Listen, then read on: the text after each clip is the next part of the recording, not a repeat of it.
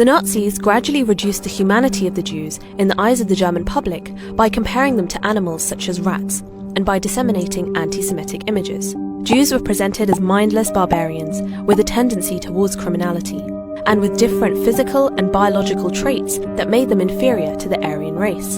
Today, the same dehumanizing language has been used by Israeli officials to describe Palestinians. אנחנו נלחמים בחיות אדם ואנחנו נוהגים בהתאם. זאת המלחמה של בני האור מול בני החושך. Some commentators have even claimed that Palestinians collectively have a low IQ due to their genetics, while others promote the much-repeated narrative that Palestinians teach their children to hate and kill Jews. In Nazi Germany, film propaganda was instrumental in manipulating public opinion, with government-revised newsreels airing on a weekly basis. Film footage was shot by professional photographers and delivered to Berlin each week, with then propaganda minister Joseph Goebbels actively helping to create each newsreel, even editing scripts. Mobile cinema trucks held screenings even in rural areas of Germany, and films were translated into different languages to reach as wide of a public as possible.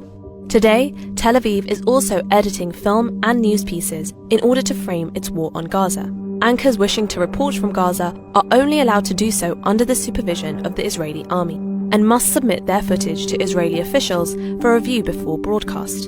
And in order to win international support, Israel produced and screened a heavily edited film on the October 7th attacks and staged short fictional films claiming to show what Hamas attacks would look like in other countries.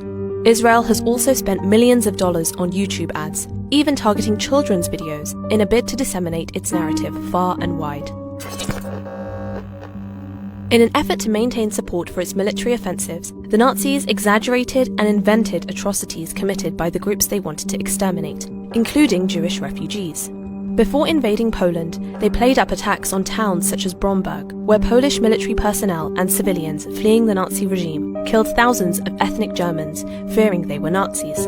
5,000 ethnic Germans were killed in the attacks, but the Nazis inflated that number, claiming that 58,000 had been killed, thereby justifying retaliation and the Nazi invasion of Poland. In a similar vein, Israeli and US officials continue to repeat already debunked stories that Hamas beheaded babies and committed mass rapes and mutilations during the October 7th attacks, in order to justify Israel's relentless bombardment of Gaza.